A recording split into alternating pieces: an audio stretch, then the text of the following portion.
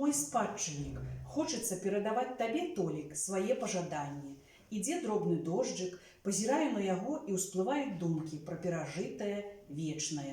Можа спатрэбяцца табе калі-небудзь мае развагі, а можа і не табе аднаму. Пішу, прашу, каб ты быў мудрым, а мудрэц, кажуць, бывае адзін на ўвесь век. Усё вялікая рэдкасць. Выкарыстай, Анатоль, гэту магчымасць і стань вялікім мудрацом. Для гэтага будзь гатоў праліць 100 патоў, стаптаць 100 ботаў, каб успаміналі потым. Не бойся цяжкасцей, яны загартоўваюць веру. Валодай сабой у любой жыццёвай сітуацыі.